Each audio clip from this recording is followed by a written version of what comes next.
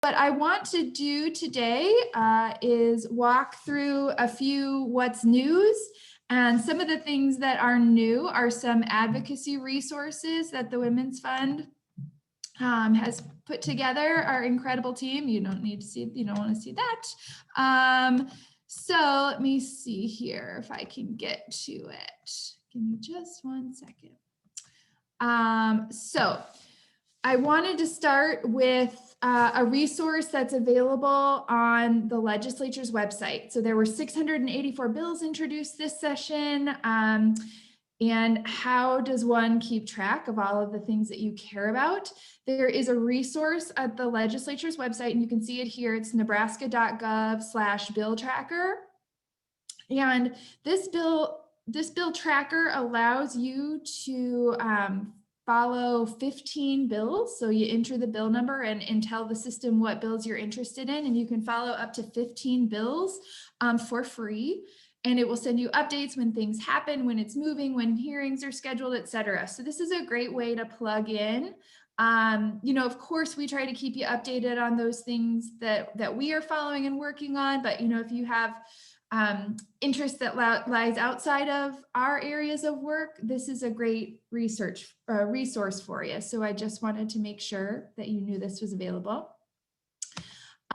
Something new is an incredible project of our Women's Fund team, and a huge shout out to our public awareness team for putting this Be an Advocate webpage together. So it's womensfund.org/beanadvocate. You can see, we'll follow up with the links in the chat, as well as, you'll see us promoting this, and it's available on our website as well. So this provides some really helpful tools to follow our work. So you can see where you can watch the legislature, you can sign up for our emails, you can find your senator, you can get some shareables. We also, if you scroll down, provide some resources about the different ways you can advocate. And we've created a document that I'll share next that dives into this a little bit more deeply. And then additionally, this tracks some of the priority bills that the Women's Fund is working on, includes links to our fact sheets, our testimony in some cases. You can link to the bill. So this is our effort, again, to try to make this process more accessible to folks. We know you care, we know you are busy, and so we are trying to do what we can to make sure we're giving you tools to engage in the process where you want to. We're always open to more suggestions, but I hope y'all can check out this Be an Advocate website and put it to use. Additionally, there's a resource on the How Be an Advocate page that really walks through how to reach out to your senator. So it tells you how to find your senator, and we give you the link. It tells you how to get your senator's contact information, gives you a little bit of information about emailing your senator and calling your senator, and then goes through some examples and components of communications. So introduce yourself, and then, how do you explain your connection to the senator? I live in your district, or I work in your district, or I am an expert, or I have lived experience on this particular topic. So we give you some different ideas about what you can include in a communication, and then provide some sample copies. So again, our goal with these resources, these brand new resources, are to try to provide tools to help you use your voice. And then again, our incredible public awareness team, you can get to this page from the Get Involved link on our website and find shareables here. Lots of beautiful social media engagement opportunities here. So, please feel free to use these on your social, to share them, to ask others to use them. they really help amplify and build the sense of community around an issue and the sense of urgency that will encourage legislators to take action on things that you care about. So let me just take a minute here and check the chat, make sure there's nothing that I need to lift up, and then check the Q&A just to make sure I'm not missing any questions. Nope, you're good. All right, cool. Let me find where I am. Okay. All right. So the last new thing that I wanted to talk about is, oh geez, you can see all the things I've been Googling. Just don't look at me for a second. Okay, we're ready. So the legislature has made some accommodations to provide avenues for public voice and public comment during COVID, recognizing that many people will be less interested in coming down and meeting in person. They have tried to make other avenues available for folks to weigh in. And so one thing that we are pretty excited about is an online comment process. And so I'm going to walk you through how you get there so you can see that. So I'm on the Nebraska Legislature's website right now. It's nebraskalegislature.gov. And you can see in the top right-hand corner, it says search current bills, and you just enter your bill number. So for today's example, we're going to talk about LB 249. And LB 249 is Senator Pansing Brooks's bill that would remove salary history information from the hiring process. So you may have heard us talk about this one before. This is a big priority for us. This bill will interrupt and disrupt the perpetuation of wage discrimination and the pay gap as it follows women and women of color in particular, and workers of color from job to job. So you all are familiar that there is a large wage gap in Nebraska. So women earn 80 cents to every dollar for a man, and this wage gap is even more significant for Black, Native, and Latino women. This bill would say that, you cannot, when I go into hire, you can't ask me what I made in my last job, because we simply cannot separate the effects of wage discrimination. We cannot ensure that what I was paid in my last job was not impacted by discrimination based on gender, based on race. And so this bill ensures that if they know what I made at my last job, the employer then doesn't offer me one more dollar or a slightly higher rate, because what that does then is perpetuates that discrimination and that disparity moving forward. I can never escape a discriminatory impact because every job I take moving forward is based upon that past salary. So we think this is a tremendous opportunity to disrupt wage discrimination. It is a policy that recognizes the intersectional oppressions that women of color experience. And quite frankly, it can be enacted with significant impact and limited cost to businesses. So, businesses that are really interested in addressing the wage gap and pay equity within their own hiring practices, this is an incredible opportunity with very limited cost other than changing their hiring practices and educating around that.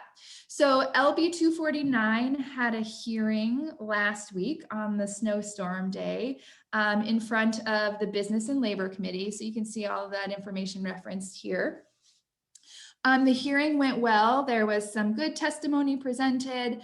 There were a couple of folks who testified or submitted testimony in opposition, both representing the business community. It was the Nebraska Federation of Independent Business opposed, as well as the Nebraska State Chamber of Commerce opposed.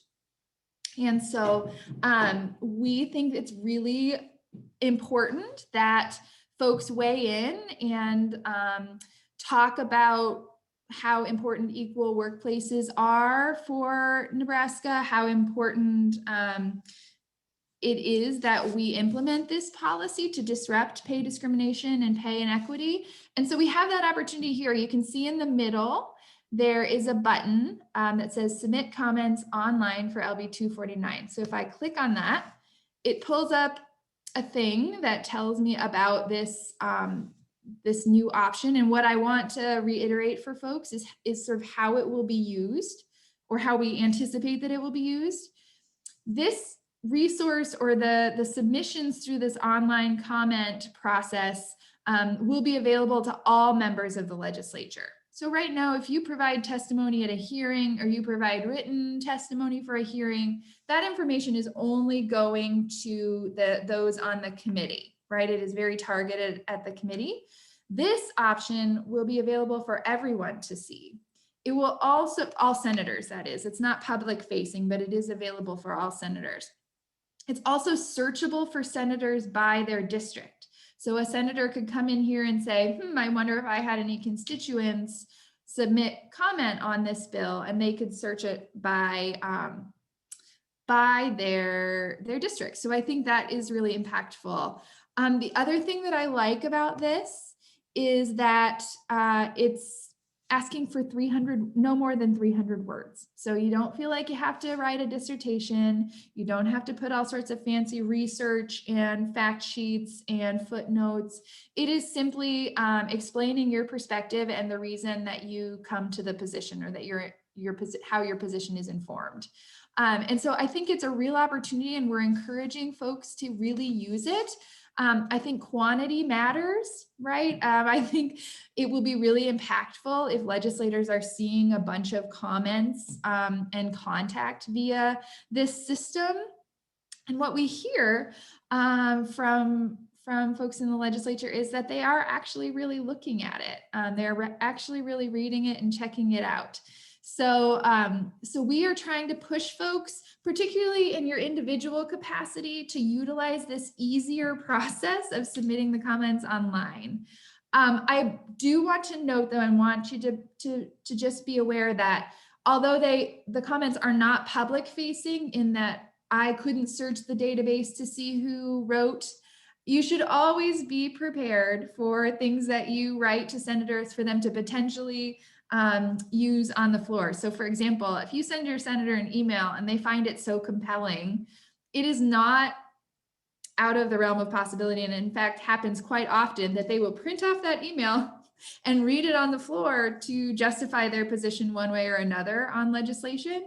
And so I just want you to be prepared for that this isn't a public facing platform, but it is not out of the realm of possibility that your senator could love what you said so much that they decide to share it with others. And so make sure you take care of yourself in that regard. You don't have to, yes.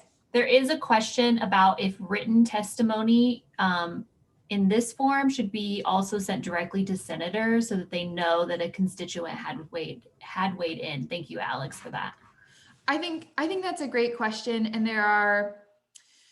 so I would say what we are trying to do is simplify it as much as possible for folks, right? And this system is the simplest. This way is the easiest and the quickest. We cannot guarantee what senators will prefer. And quite frankly, there are 49 senators and probably 49 different preference rankings, right? So I would say for myself as an individual, when I'm weighing in, what I will choose to do is use this form, and then also take that exact same copy that I'm going to put into the box. I'm going to put that in an email and send it directly to my senator. So that way we can ensure they've seen it in two ways, right? So that is me personally, how I am going to approach this. As an organization, the Women's Fund, we do much more formally through the hearing process and submitted testimony. So, I'm probably going to do all the things for the Women's Fund. I'm going to do this online format. I'm going to do individual emails to senators in case that's their preference. And then we're also going to weigh in via this online comment. But it's really whatever you have time to do and whatever feels most important to you and impactful. I would say this is the quickest and easiest. The second best preference would be just use the same text, but put it in an email to your senator specifically. That would be my recommendation.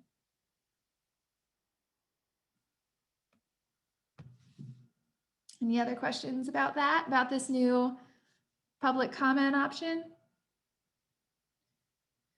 I think we're particularly looking for if you have HR experience and you can talk about whether your company has implemented this sort of policy of banning salary history, or if you could talk, and especially if you could talk about how you work around it, right? The opposition talked about how this is so central to hiring practices, and it helps them determine market rates for different roles, et cetera. And you know what I would say to that is just there's plenty of publicly available information to determine what are appropriate market rates for different positions.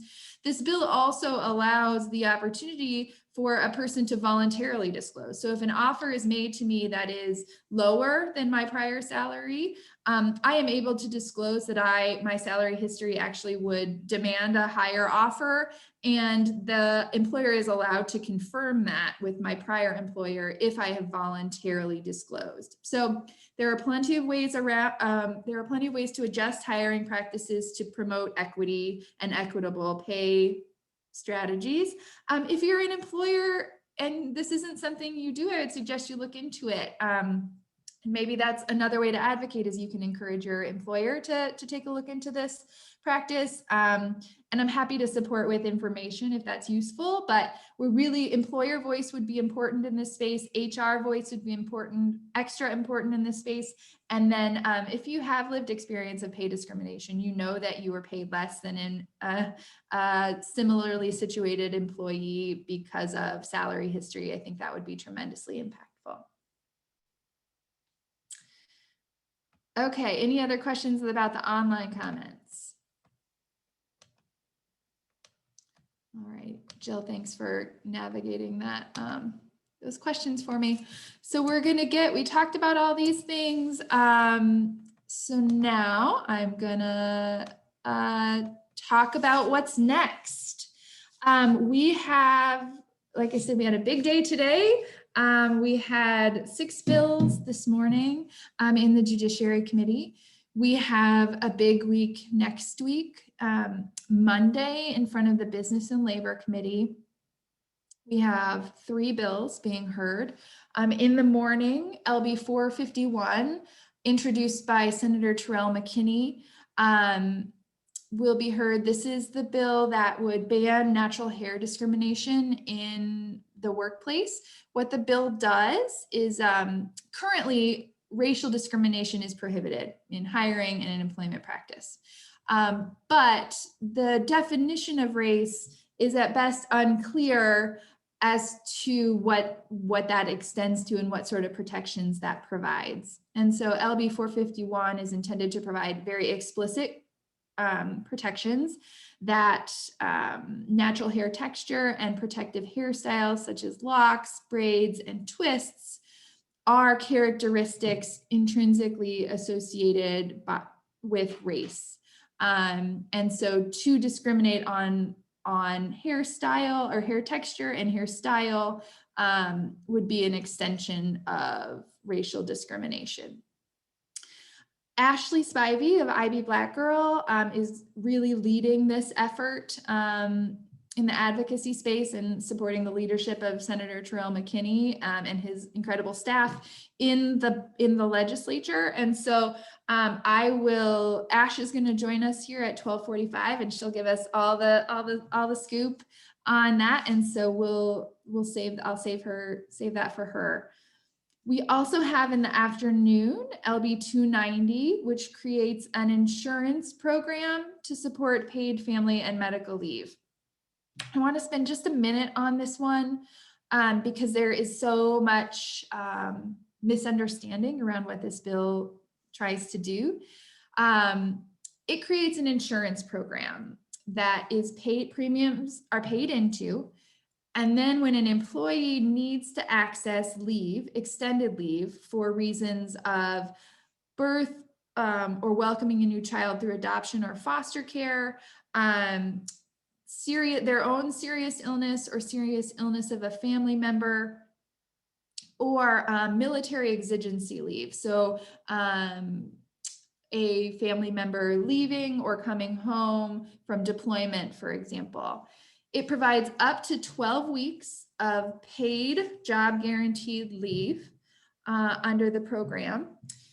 And what I think is important to note is that when an employee needs to take this leave for the reasons granted in the bill, it is the insurance program that is then responsible for paying wages during that time, not the employer.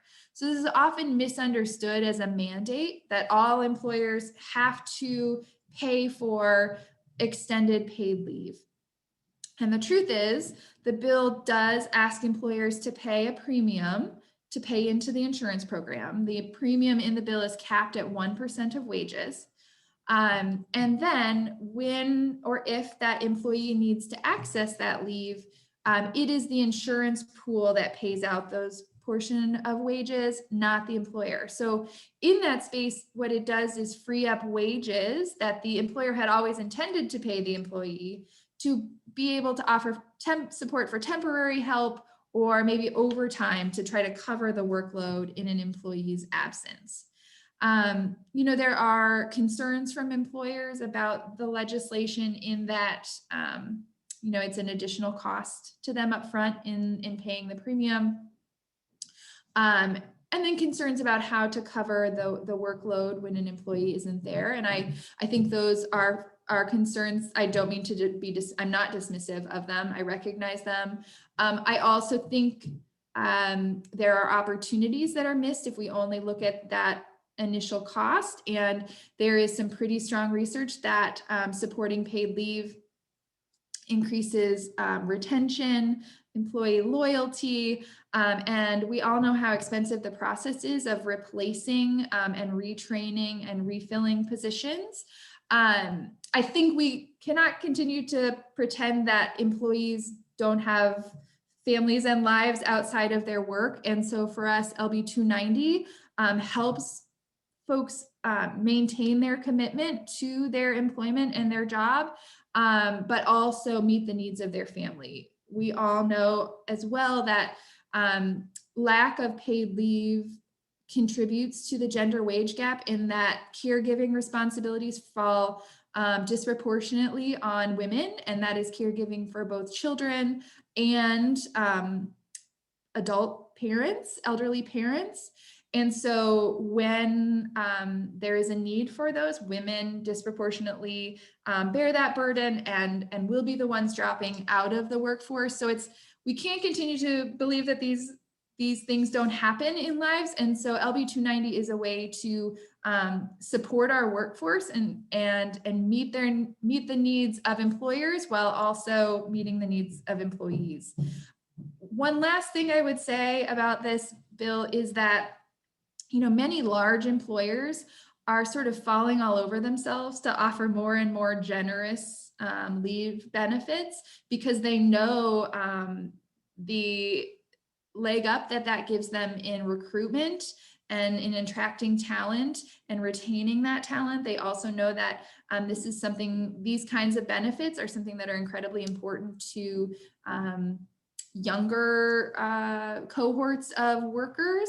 And so we think LB 290 provides a very real tool for mid and small size businesses to compete in talent attraction and retention. It is really difficult for a smaller business to provide extended paid leave without some kind of support. And again, what 290 offers is a system in which small businesses can pay into, small and medium size, well, all businesses, frankly, but they can pay into then to compete with larger businesses in offering this benefit to their employees. That was a lot. Any questions on that one? Okay. And then additionally, we have another paid leave bill that day. It's LB 258. It is paid sick and safe leave. This bill allows employees to earn 1 hour of paid sick leave for every 30 hours worked.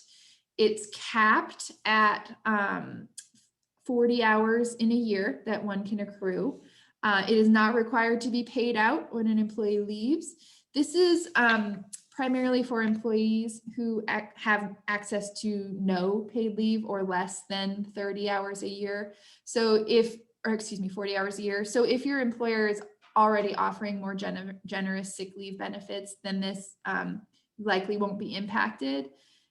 Additionally, though, it provides a reason to be able to use that leave. It extends it to not just sickness or illness of yourself or a family member, but also if you need to not be present at work to protect your safety or your family's safety resulting from domestic or sexual violence. So you can use this accrued paid leave to put a safety plan in place, do what you need to do to, maybe you need to leave work to get paperwork notarized for a protection order, maybe you need to attend a court hearing, etc. So any need for leave related to your safety from domestic or sexual violence would be covered by this bill as well. Any questions on those? Okay. And then we also have what I'm lovingly referring to as Childcare Day on Wednesday in Health and Human Services. Wednesday morning, the 10th, we'll hear two bills. One is LB 485, introduced by Senator Wendy DeBoer. And this bill does a couple of things and is a real priority of the Women's Fund. It expands access to affordable childcare through the Child Care Subsidy Program. Nebraska has some of the lowest levels at which we support working families with childcare assistance. In my mind, this is short-sighted, right? We have employers who talk again and again about workforce being the biggest challenge they face. They can't hire enough workers. There aren't enough qualified workers. Childcare is one of the largest barriers to being able to join, rejoin, and stay in the workforce. And so LB 485 would help more low-income families access support for childcare through the Title 20 or Child Care Subsidy Program. Additionally, it addresses what we refer to as the cliff effect. So the childcare program works in such a way that you have to meet, your income has to be below 130% of the federal poverty level to be eligible, right? So you can come on the program if your income is low enough. The way the program is structured right now, you can stay on the program up to 185% of the federal poverty level. And which I would note is still considered low income. Anything under 200% is still considered low income. So basically, you can earn up to 185% of the federal poverty level. You make 1 cent more, you make $1 more, and you are kicked off that program. And so, again, we have one of the lowest levels at which we kick people off of the program rather than letting them retain the assistance and continue it as they continue to work.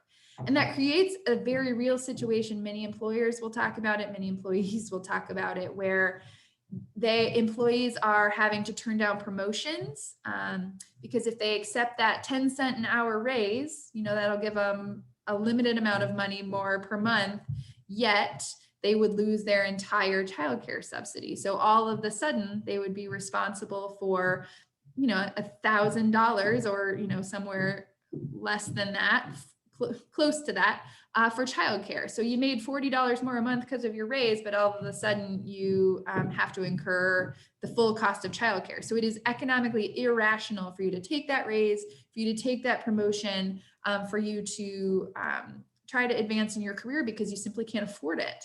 And that makes no sense. It is contrary to the intent of these programs, which is to support folks on their way to financial security and stability. And so what LB 485 would also do is move that back end where you drop off the program, it would move it up. So it doesn't entirely eliminate the cliff. There will always be a cliff, but it makes the cliff at a place where someone is more likely to be able to afford the full cost of childcare without their assistance. And so we think that's critically important to supporting workers and caregivers in our state. Additionally, LB 68, this is about reimbursement. So right now, childcare providers have to go through a tremendous amount of paperwork to accept subsidy. So to serve kids from low income families that receive the subsidy. And one of those barriers is that they are reimbursed based upon attendance instead of enrollment. So many of you who have kiddos in childcare, you're paying whether your kiddo is there that day or not. And that is not the case for childcare subsidy. And so providers have to go through a tremendous amount of paperwork regarding attendance and to demonstrate when kids were there and when kids weren't, to get the reimbursement for the program. And again, so that leads to some disincentive to accept the program, which creates greater barriers for low-income folks finding high quality childcare. So LB 68 would, introduced by Senator Day, would reimburse essentially by enrollment as opposed to daily attendance. I see Ash has joined us, which is great. We talked about the salary history ban and submitting online comments and who we need, so I can jump right over that. We talked about paid sick and safe leave and paid family and medical leave. The hearing again is on Monday. If these are issues that you're particularly interested in, you can reach out to me and I am happy to chat with you about how we can elevate your voice and your story. Business voices will be really important. Lived experience is really important.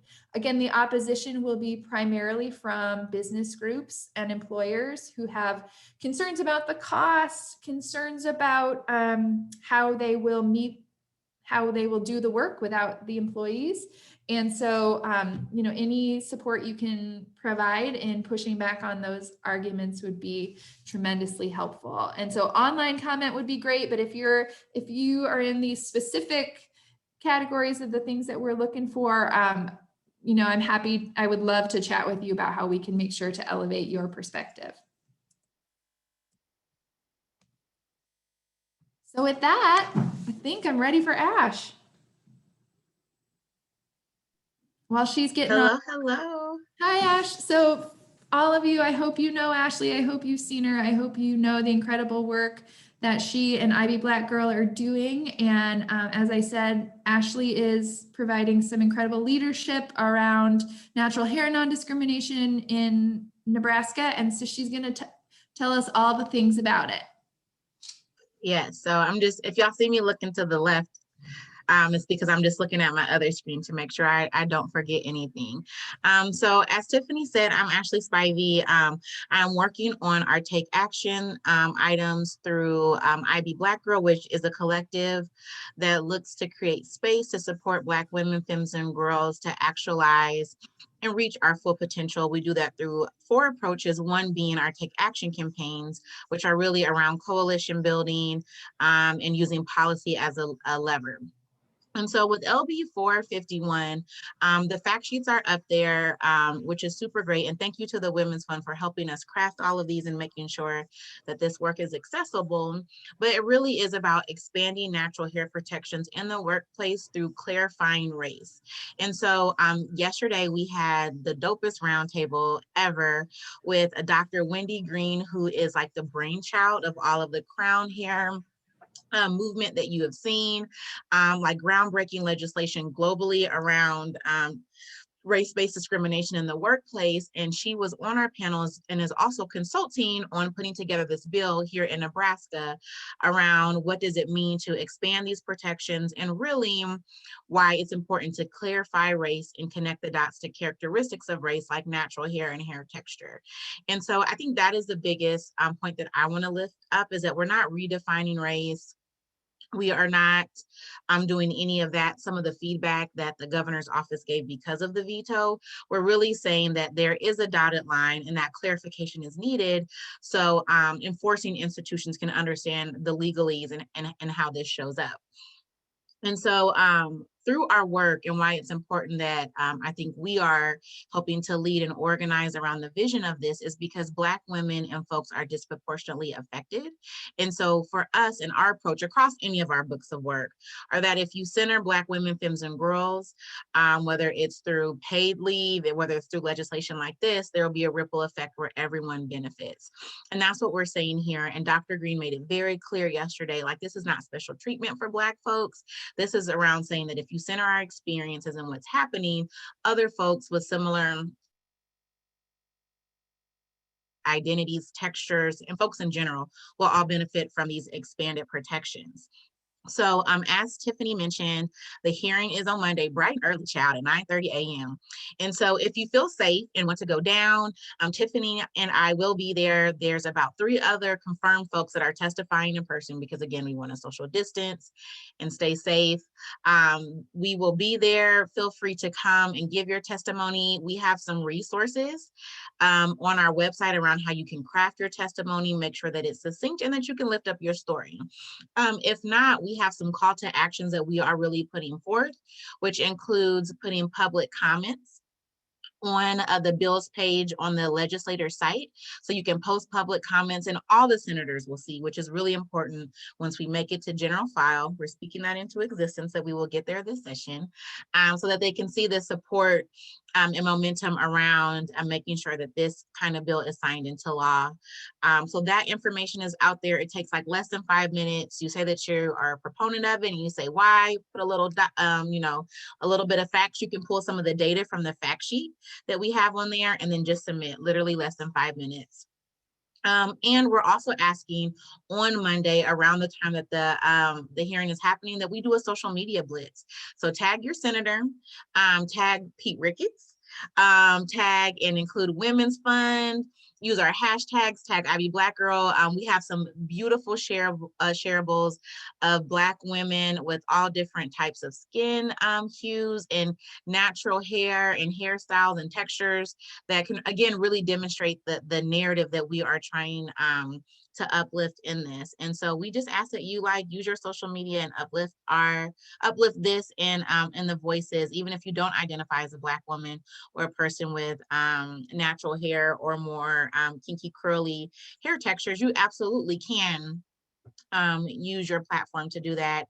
And Jill, the comms queen, has dropped all of those shareable links and our hashtags and all of that in the chat. Tiff, is there anything that I'm missing around this that you want me to uplift or mention? No, Ash, I think you nailed everything on 451, but we've got time if you want to talk about some of the other work that IBBG is engaging in. Sorry, I'm putting Why not? You weren't prepped, but I think. Listen, we'll see. So if I start stuttering, it's your fault. So I think the other piece that I think is really important for us is our Black maternal health work that we're doing. And just in general, right? Like I think policy is a lever to like a larger framework and approach of how you create transformational system change. And so we prioritize Black maternal health as like a long-term commitment, space, and issue and opportunity for us to be in, as well as in partnership with Women's Fund, given the work that we are both looking at for reproductive justice, adolescent health, so on and so forth. And so I just want to name that we have built a coalition around Black maternal health with key stakeholders in the healthcare field, folks that are practitioners, Black women that are working in the space of public health. So 70% of that working group and committee are Black women in these professionalized spaces, and the rest are allies that also bring that expertise. From that, we are really trying to prioritize maternal mortality review. So working with the MMRC, that committee that is through Health and Human Services to look at the cases of death or mortality in our state, and really trying to push the conversation around maternal morbidity, which is like almost death. And so Black women are 2 times more likely to experience severe maternal morbidity or near death. We saw that at our roundtable. We had Tasha Willis share her story, and it's just so important. And so we're really trying to focus on how can we uplift and bring that into the conversation, really focus on getting data collected, analyzed, and then disseminated so practitioners can see it, but also like everyday people. Like we have to be able to advocate for ourselves and feel like we have access to full information. And so that's one of our goals around that. as well as thinking about the composition of these committees and people that are making decisions on behalf of us that don't have the identities, that don't have reproductive systems, like any of that. And so there are 2 bills that are currently in the legislature that center that. We are advocating for specific pieces of those bills, including expanding coverage to 12 months postpartum, as well as making doula access and services to be covered by insurance. And then there are some pieces that we are working through around implicit bias training. We're again really trying to elevate the conversation to not just one training, but a series of training and culture change that allow for institutional racism and other isms to be addressed within the healthcare system. Dr. Cooper Owens, who is currently at UNL, she's a medical historian. Her book, I actually have it right here. It's called Medical Bondage. Look, it still has all my Post-its in it for my notes. But she did a roundtable discussion too with us around the history of gynecology and the institution of enslavement. And so like the stuff that we're working on is, you know, like super embedded. It's not going to change and totally be different in our lifetime, but we're actively working to dismantle and reimagine these systems of oppression that don't allow us to access and reach our full potential and have the well-being that we deserve as our human right? And so those are just some things that we're working on. We're super excited to be in partnership again with the Women's Fund. I always like to name and just uplift as a white-led organization. They have showed up as allies in this space. They center our perspectives and our leadership and put resources behind the work that we're doing. And so I think for people that are on this call or will watch it later, they're like, well, you know, I'm not a Black woman, or I don't identify as of color, or this wasn't my experience. That doesn't mean that you cannot get involved and leverage your influence, position, and power to advocate for this issue. And so I challenge and encourage you all to do that, to go to our web pages, subscribe to our newsletters, actively have conversations with your peer groups and your environment of influence to really keep pushing forward this policy and general conversation around things that will definitely chip away at that dismantling of these systems that we want to do. So I think that's all I got, Tiff. Is that good? It was great. Anybody have questions for Ashley about the work that IBBG is doing? I mean, it's incredible. You really should follow all of the work that they're doing, and these roundtables that Ashley is talking about, they're available on Facebook, right, Ash? You can go back and watch them. Yeah. So on our Facebook page and our YouTube, and then I've been linking them on our website.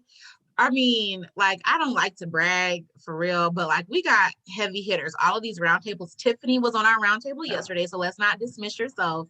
She dropped all the knowledge of the legislative process and made it like consumable in 2 minutes, which I don't think that could ever happen. I mean, but just like brilliant Black women and folks that we don't get to uplift and see, especially I feel like here in Nebraska, right? Like has not been my experience, where these folks are actively accessible and that they're showcased in this way. And so we're bringing in that brilliance and hopefully changing the narrative that we are leading in these fields. We have the expertise, lived experience, and have amazing vision that people should get behind. So if you have time, they're like no more than 45 minutes, they're all on our page. Just go ahead, pop in your headphones, cook dinner, paint your toenails, whatever, you know, chase children around while you listen.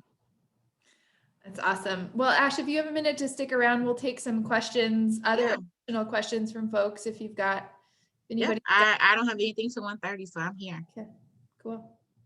Any questions? How about other bills? We're happy to talk about other things if there are questions that y'all have. There was one question. I don't know if you can overview, Tiffany, how to access NET in the virtual watching of the hearings and how to find the specific hearings, if you can screen share that. Yeah, give me y'all just a second. So you can go to our How to Be an Advocate page. So again, Women's Fund Be an Advocate. And there's a link here that says watch the Nebraska legislature. So this will take you to NET's website. You can see it's by the day. And so it'll tell you. Tiffany, sorry, can you share your screen? Oh, shoot. Yeah, sorry. You're good. Let me, all the technology, y'all, just a second. Okay. Okay, so let me try that again. So you go to our Be an Advocate page, right? And then watch the legislature is right here. It'll take you to the NET page. And so you can see that the hearings are listed, right? So revenue morning, 9:30, 1:30 afternoon hearing. So you'll just find the committee that you're looking for and the time frame that you're looking for, and you can click on it. This is updated every day. And then when they get out of hearings and get into full day debate, you'll be able to click on see unicameral morning session and afternoon session to watch it. You can also access it from the legislature's website. So if you go to nebraskalegislature.gov, you can see live video streaming over here on the right. You can just click on it, and again, it'll take you right to the NET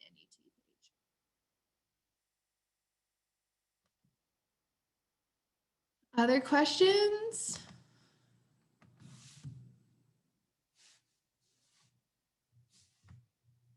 Nothing? All right. Well, you can get, so we're going to, as we said, we're trying to do these every other week, and on the off weeks, we're trying to get you emails that give you a lot of information. So hopefully we can find a way that you're able to consume it. We have Jill and our public awareness team put together an incredible Power Hour playlist. So there's a link to that. And then we can, we do these every other week. The alternate weeks we do emails, but the most up-to-date and timely updates is going to come through social media. So following us on Twitter or Facebook will try to provide the more timely updates and things that you can share with your folks. My email is at the bottom of this slide, and I'm always available to find ways to help you lift up your voice. Kelsey, my partner in this work, is currently over at the legislature, still staffing us through a hearing. So, but she's also available. We are so grateful for your support. We're so grateful to get to work with and support IB Black Girl and their incredible advocacy this session. I'm feeling good about it, y'all. I'm pretty excited about all of the ways we can advocate for women and girls and advocate to disrupt gender-based oppression. So let's go.